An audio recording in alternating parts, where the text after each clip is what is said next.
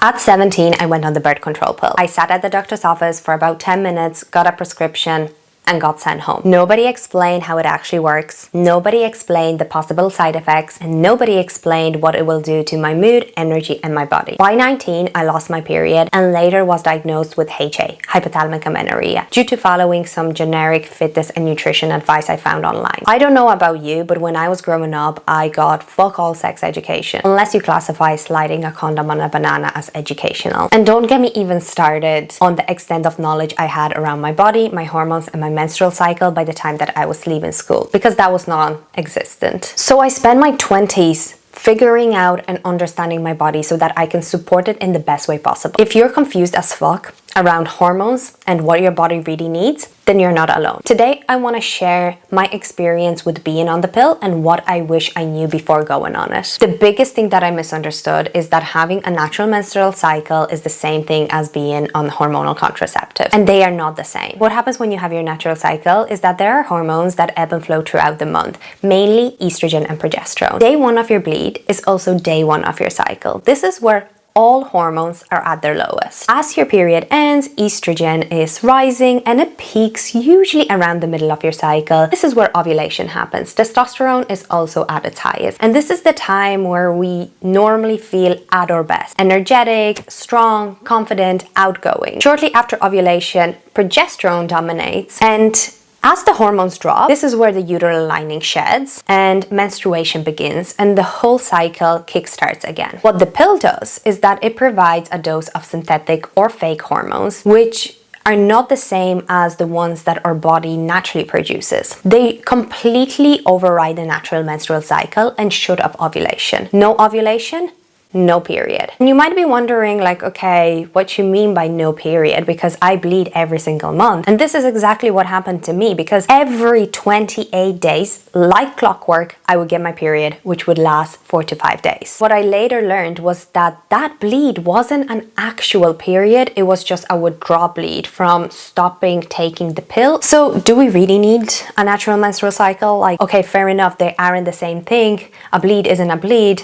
But what is the purpose of it? What I wish I knew is that having naturally occurring levels of estrogen and progesterone does so much more to our body, and there are vast amounts of benefits that both these hormones provide that go beyond reproduction. So even if your goal is to never be pregnant and kids are not on the cards now or in the future, what I'm about to share might change your mind about how you view your menstrual cycle, because I know it definitely did for me. So if we take estrogen, for example, the estrogen that's present in the pill is not the same as the estrogen that we naturally produce. When we strip our body out of naturally producing estrogen, we make ourselves more prone to blood clots, stroke, and heart attack. It exposes us to metabolic changes. This means that it can slow down metabolism and make us more insulin resistant. And what that leads to is that we find it more difficult to maintain healthy weight. A question that I feel a lot of women have is, will the pill make me gain weight? The answer is, it depends. And I know that's not very clear, but there's so much nuance to it. Research shows that the pill can change the way our metabolism operates and the way that we process glucose.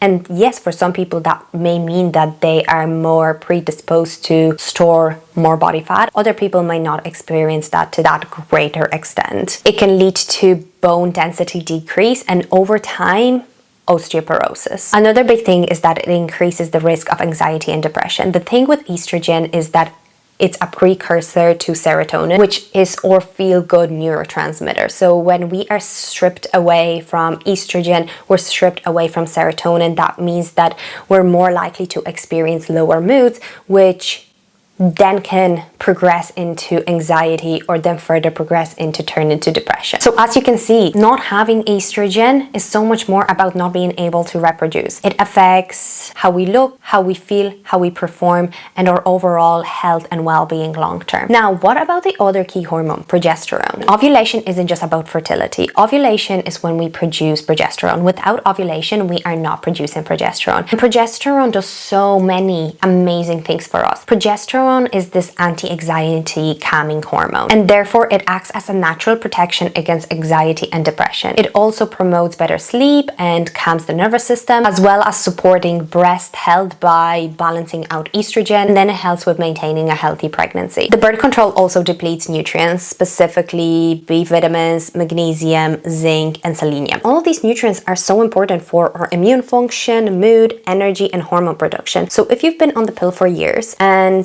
haven't supplemented with these nutrients or haven't been mindful with your nutrition strategies, then it's likely that you may develop nutrition deficiencies, which then all can affect how you feel. Alongside depleting the nutrients, it also affects your gut microbiome, and that can lead to a whole lot of digestive issues, from mild ones like bloating to developing IBS or SIBO. So looking back, there are so many questions that I wish I had asked my doctor before going on the pill. What are the most common side effects that I should watch out for? Should I be supplementing with any nutrients? How long should I try this before considering switching? And what will happen when I will go off it? And for me, the last one, what will happen when I will come off it, was a big one, because I did and my period never returned, and then nobody had an answer as to why. While on average women report getting their period back between 3 to 6 months, it may take a little bit longer, and for some people it takes 12 plus months before they get their natural cycle back up and running. But another thing to note here is that if you experience any menstrual symptoms before going on the pill, such as irregular periods, acne,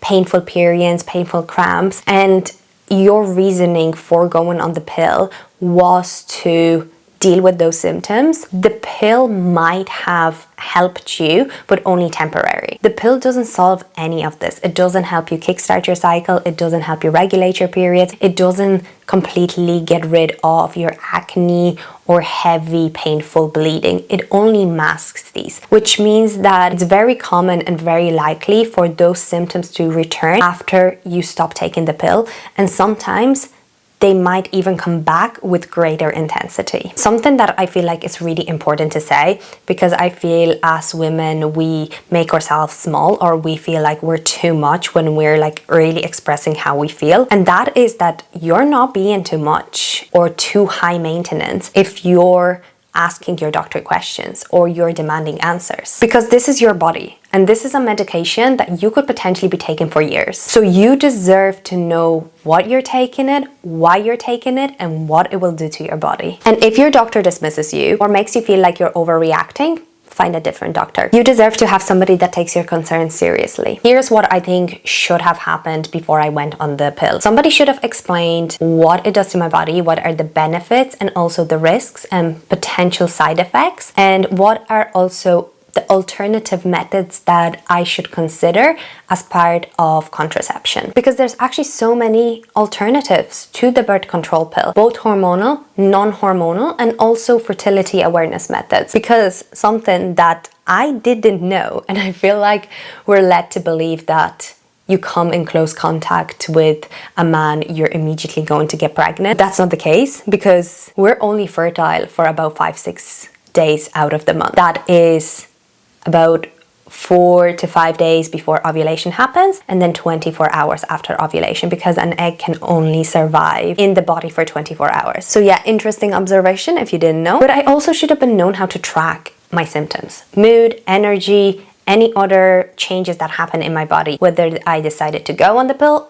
or not go on the pill. These are important things to have so that we can notice patterns. I should have been encouraged to follow up, not just given a prescription and then never been contacted again. And I should have been told that if it doesn't feel right, that I can stop it or choose an alternative method. And I want to be super clear, I'm not anti-pill. For so many people, it's life-changing in the most positive way. I just wanted to share my experience and something I wish I knew earlier. And I'd love to hear your experience. If you are on birth control, has it affected you in ways that you weren't expecting? And if you've gone off it, what was your transition like? Let me know in the comments, because I think sharing our experiences makes other people feel less alone. When I first lost my cycle, and for the first 2 years, the only people that knew were my mom and my boyfriend at that time. I felt so embarrassed because I felt like it just made me alien. Like this isn't something that a woman should experience. By me sharing my story, my hope is that anyone else experiencing something similar will realize that they are not alone, and also that there is things that can be done about it. And if you're new here and you're looking for science-backed practical information to help you connect and understand your body better, then I share videos like this every single week. So subscribe or check out other videos on my channel. Thank you for listening, and we'll see you in the next video.